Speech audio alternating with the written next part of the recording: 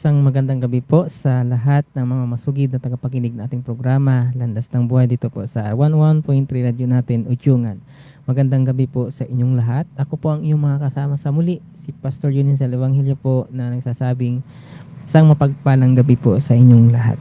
Sa gabing ito, nagpapasalamat ako sa Lord sapagkat lumipas ang isang linggo. No? Alam ko na nakaranas tayo ng hindi magandang magandang panahon kasi nga nakaranas tayo ng bagyo, pero salamat sa Lord dahil hindi tayo masyadong naapektuhan dito po sa ating lugar sa probinsya ng Romblon.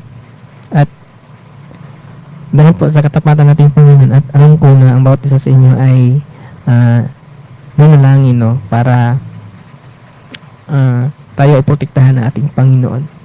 Kaya sa gabing ito, nagpapasalamat ko sa Lord sa muli ay nagkaroon tayo ng pagkakataong makapag-aral ng kanyang mga salita na kung saan alam ko na ito ay patuloy pong nagbibigay sa atin ng kalakasan, sapagkat ang sabi sa banal na kasulatan, hindi lamang po ang tao ay hindi lamang po nabubuhay sa tinatawag nating pagkain pisikal lamang. Ang sabi sa Matthew 4:4, ang sabi doon, hindi lamang sa tinapay nabubuhay ang tao, kundi sa bawat salita ng ating Panginoong lumalabas sa kanyang bibig. Yan. Kaya sa gabing ito, hayaan niyo akong ibahagi sa inyo ang isang katotohanan mula sa banal na kasulatan na ating pong makikita sa aklat po ng mga Hebrews. Kung kayo ay may mga Biblia, makibukas kayo sa akin sa aklat ng Hebreo.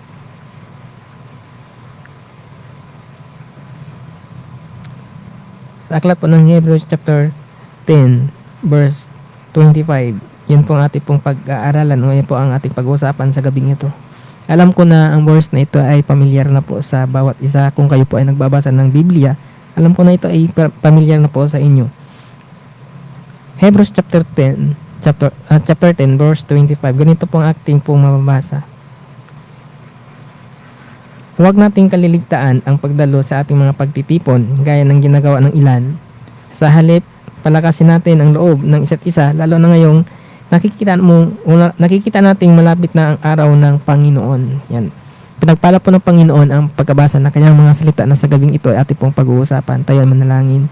Lord, salamat po sa iyong mga salita na sa gabing ito ay aming pong pag-uusapan. Purihin ka. Maraming salamat, Panginoon, sa pag-iingat mo sa bawat isa sa amin.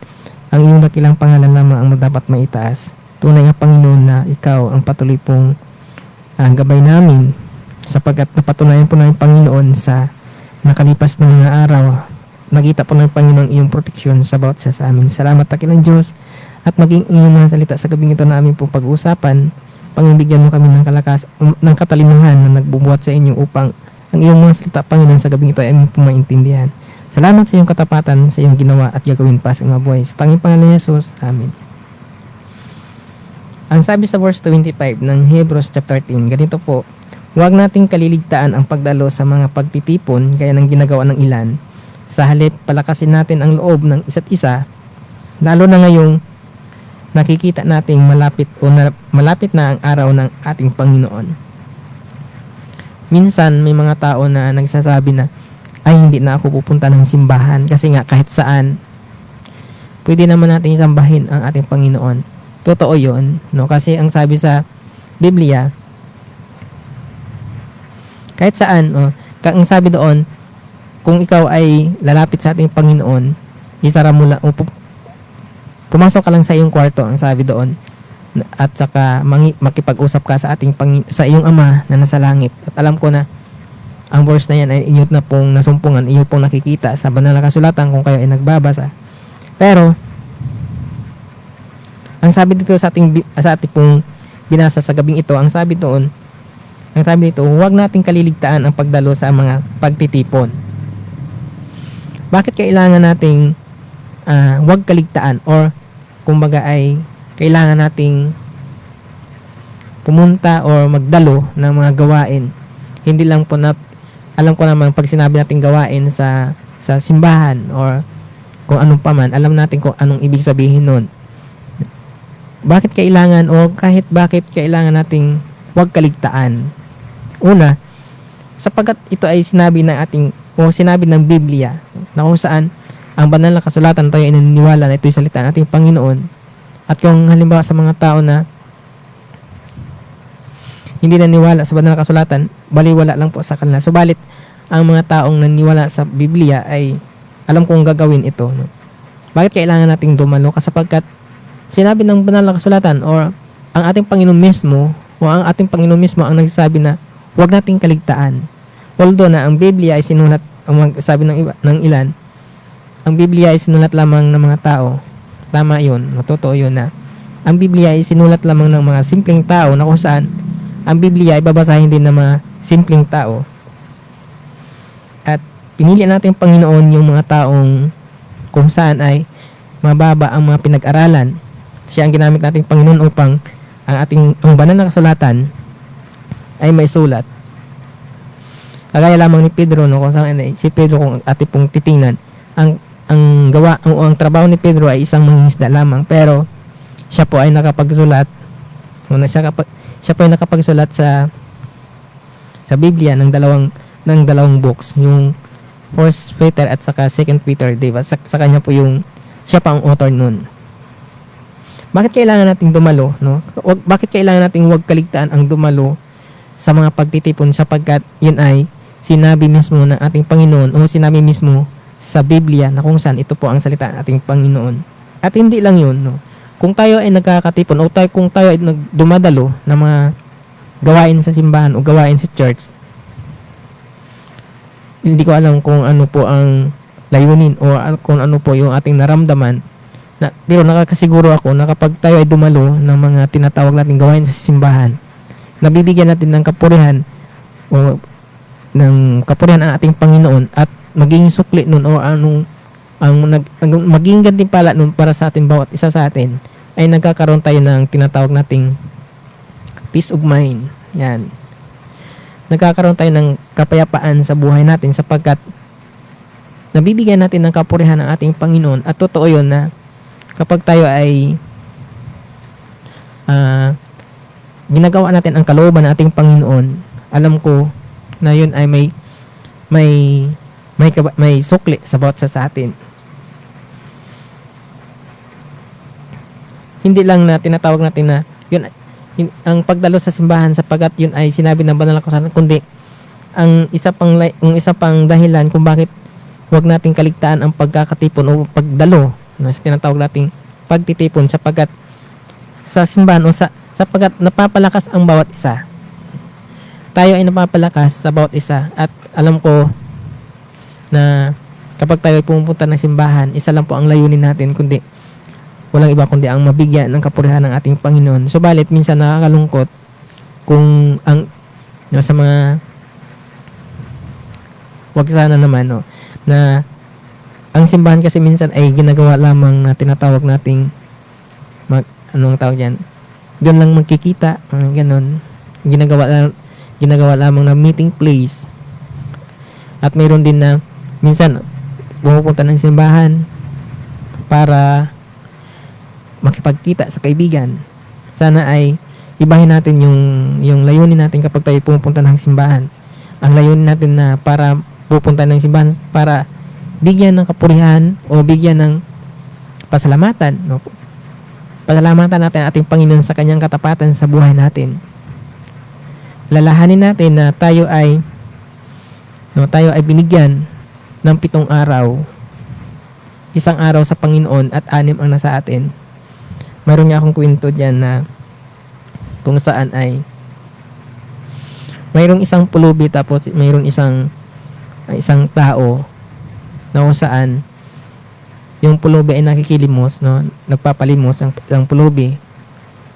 Nakita siya ng isang lalaki na kung saan ay may mabuting puso, may mabuting tao. Tapos yung pulubi na yun ay binigyan niya ng limos. No, ang lalaking ito ay mayroon siyang 7 pesos sa bulsa niya.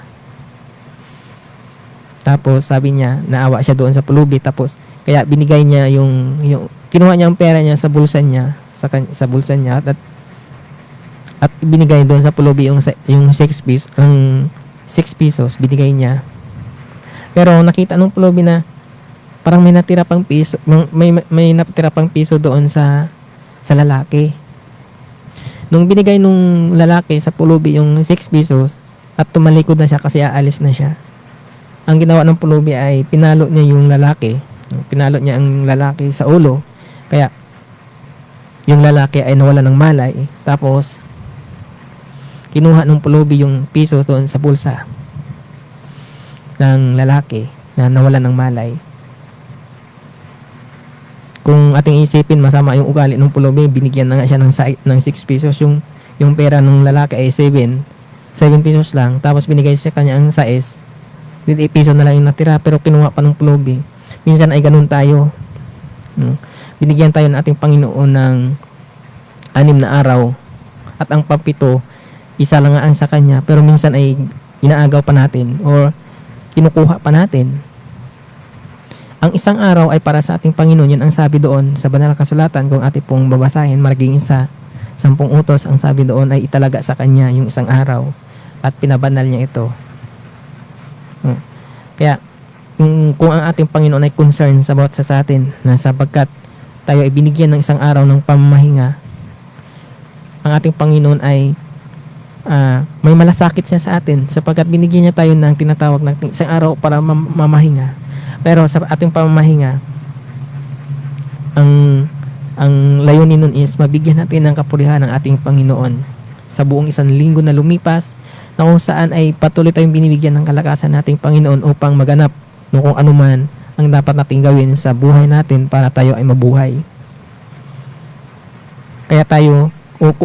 Kaya mahalaga no ang pagdalo sa pagkakatipon sapagkat napapalakas sa simbahan sa pagkakatipon ng bawat ng mga anak ng ating Panginoon o ng anak ng Diyos. Alam ko na ang bawat isa ay napapalakas.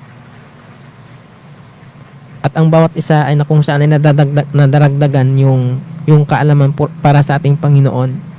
Sapagkat sa simbahan, doon pinapag-uusapan, no? Doon natin maririnig, doon natin malalaman, doon natin na kung saan ay matuklasan ang katotohanan tungkol sa ating Panginoon, sapagkat pag tayo pumunta natin ng simbahan, doon po natin maririnig ang tungkol sa ating Panginoon. Maliban lamang kung halimbawa sa loob ng simbahan na hindi pinag-uusapan yung tungkol sa ating Panginoon, kundi ang pinag-uusapan ay tungkol sa mga bagay-bagay na kung saan ay hindi nakapagbibigay ng kaluguran sa ating Panginoon. Sana naman ay hindi ganon, kundi kung ang ating marinig sa loob ng simbahan ay ang mga bagay tungkol sa ating Panginoon, upang mapapalakas no ang bawat isa, kaya tayo ay dumadalo o kaya tayo ay dumadalo sa mga gawain para sa ating Panginoon. Sapagkat ang sabi doon sa second phrase, kung ating babasahin, sa halip palakasin natin ang loob ng isa't isa. Yan. At hindi lang yun, no? Hindi lang yun na sinabi, kasi sinabi ng banal na kasulatan na dapat tayo dumalo or di kay para mapalakas ang loob natin kung kaya tayo ay dumadalo sa mga gawain nating Panginoon, kundi nalalapit na, no? Nakikita na natin na malapit na ang araw ng ating Panginoon. Ang sabi dito sa ating binasa, lalo na ngayong nakikita nating malapit na ang araw ng ating Panginoon. Sa mga nangyayari sa ating kapaligiran, yun ay isang palatandaan na kung saan na totoo yung sinasabi ng banal na kasulatan. Sapagkat ating mababasa no sa Biblia, kung tayo ay kung sinusuri o kung binabasa natin ang banal na kasulatan, ating pong matatagpuan ang lahat ng katotohanan na kung ano ang napapaloob, kung ano po ang mangyayari sa ating kapaligiran o sa ating sa ating kinabukasan or sa ating pong pagdating ng panahon, no? Kung ano yung mangyayari, kung ang sabi sa Biblia, ang sabi sa banal na kasulatan, malapit nang dumating ang ating Panginoon. May mga tao nagsasabi na matagal na yan sinasabi na malapit na ang Panginoon dumating, pero hanggang ngayon hindi pa rin dumadating, di ba? May mga taong nagsasabi na ganyan na, kaya naiinip na sila, kaya hindi na sila naniniwala Hindi naman totoo kasi nga hindi pa naman dumadating. Yan minsan ayan ang kumbaga ay nakakalungkot na maririnig natin na sinasabi ng mga tao na hindi naman totoo na darating ating Panginoon. Kasi bakit hanggang ngayon hindi pa naman dumadating? Matagal na sinasabi na darating pero hindi dumadating. Kung natin pong titingnan sa banal na kasulatan, sa 2 Peter chapter 3 verse 8, mababasa natin doon na ang sabi ni Apostol Pedro, sabi niya, "Mga minamahal, huwag ninyong kalilimutan na sa Panginoon ang isang araw ay tulad lamang o tulad ng 1,000 taon. At ang 1,000 taon ay tulad ng isang araw lamang." Yan. Kaya kung ang 1,000 taon para sa atin ay isang araw lamang sa ating Panginoon. Kaya siguro yun ang naging dahilan kung bakit hanggang ngayon ay hindi pa natin o hindi pa dumadating ating Panginoon. Kung ating pang ibabasahin sa chapter 10 o sa verse 3, chapter 3, 2 Peter chapter 3 verse 10, ang sabi doon, "Ngunit ang araw ng Panginoon ay darating tulad ng isang magnanakaw. Sa araw na iyon, ang kalangitan ay biglang mawawala, kasabay ng isang malakas na ugong. Matutupok ang araw, buwan at mga bituin, ang mundo at ang lahat ng mga bagay na narito ay mawawala." Hindi natin alam kung kailan darating ang ating Panginoon. Sabi nga, ang pagdating ng ating Panginoon ay tulad lang ng isang magnanakaw. Wala namang magnanakaw na nagpapaalam sa iyo, di ba? Na magpapaalam sa atin na, "Uy, mamayang gabi aakyatin namin yung bahay niyo, pag nakawan namin kayo." Wala namang nagsasabi na gano'n na magnanakaw, di ba? Kaya ang pagdating ng ating Panginoon ay tulad ng tinatawag nating pagdating ng magnanakaw o ng isang magnanakaw. Yan. Kaya ang isa pang dahilan kung bakit hanggang ngayon ay hindi pa nangyayari yung sinasabi ng banal na kasulatan na malapit na dumating ang ating Panginoon. Sa Matthew chapter 24, kung ating pong mabasahin. Matthew chapter 24 verse 9.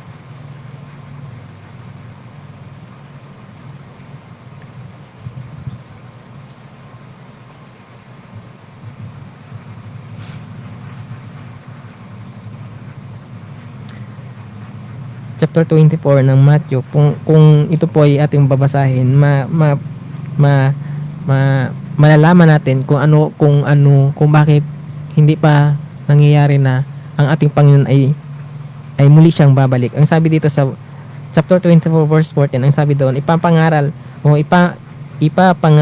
sa buong sanlibutan ang magandang balita tungkol sa paghahari ng Diyos, upang ang lahat ng bansa ay makarinig nito, at kung maganap na ito, darating na ang katapusan.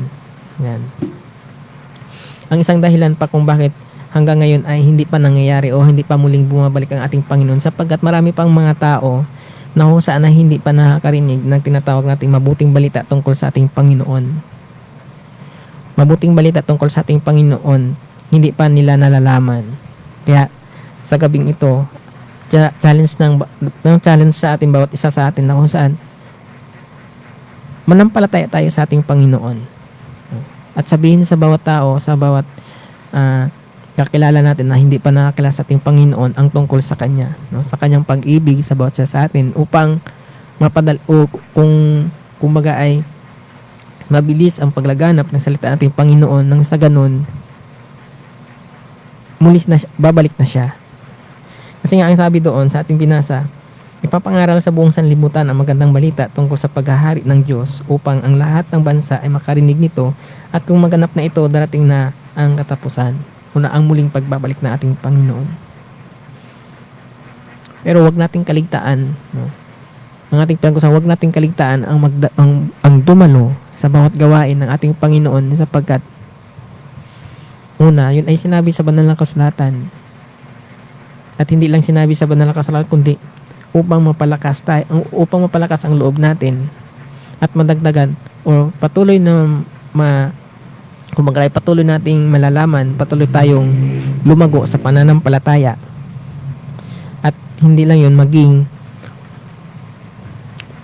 magkaroon tayo ng kasiguraduhan magkaroon tayo ng tinatawag nating kasiguraduhan na pagdating na ang ating Panginoon, tayo ay hindi mapapahamak, kundi ang sabi sa banal na kasulatan sa John 3:16, tayo ay magkaroon ng buhay na walang hanggan, sapagkat nalalapit na ang panahon o manalapit na ang araw ng ating Panginoon na kung saan siya ay muling babalik sa mundong ito at kukunin ang kanyang mga anak.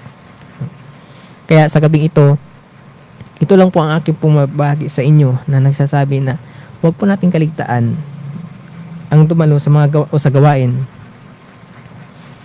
ng ating Panginoon, sapagkat yun ang sabi o yun ang sinasabi o pinag-uutos niya sa bawat sa atin na huwag nating kaligtaan ang dumalo upang tayo ay mapalakas ang loob natin at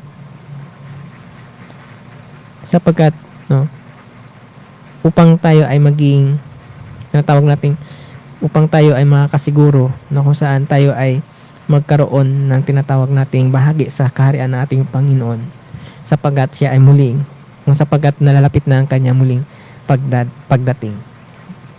Sa gabing ito, pagpalain po tayong lahat at maraming salamat po sa lahat pong sumusubaybay, maging po sa Facebook Live, Maraming salamat sa inyo at patuloy ko pong inyaanyahan kayo na kayo ay patuloy pong makinig, patuloy pong sumubaybay dito sa ating programa. Alam ko na ang programang ito ay pinapapala ng ating Panginoon. Kaya sa gabing ito, pagpalain tayong lahat ng ating Panginoon, tayo ay manalangin. Salamat Panginoon sa gabing ito sa iyong mga salita na ating pong pinag-aralan. Pagpalain mo kaming lahat, patuloy mo kami Panginoong proteksyonan, at patuloy kong dalangin Panginoon na ikaw ang manguna sa aming pong probinsya, maging sa aming bansang Pilipinas. Lord, salamat. Pagpalain mo kaming lahat sa gabing ito. Sa tanging pangalan ni Jesus. Amen.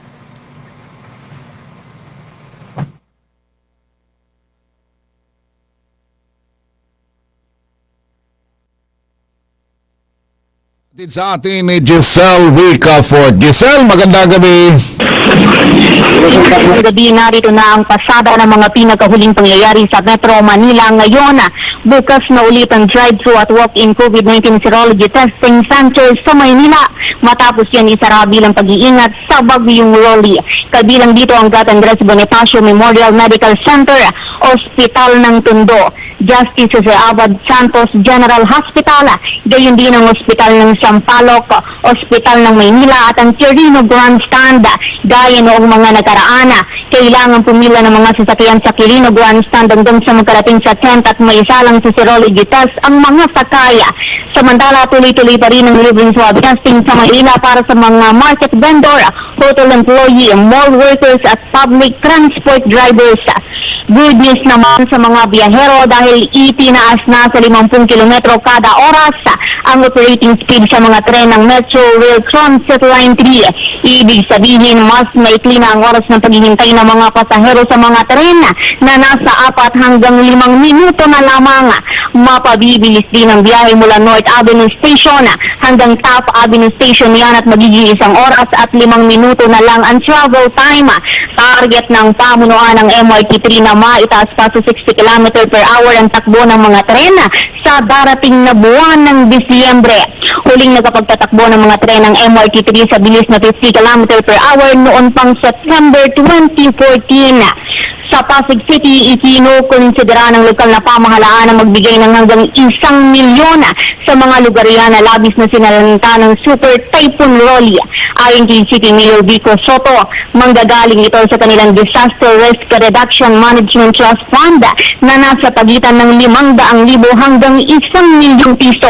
Nagpasalamat si Soto na hindi naapektuhan ng matindi ang Pasig City ng bagyong Rolly, kasabay ng paghimok sa publiko na ipagdasal ang mga mamamayan sa mga lugar na halos padapaina ng super bagyo. At iyan ang ilang pangyayari sa Metro Manila ngayon. Giselle Ricafort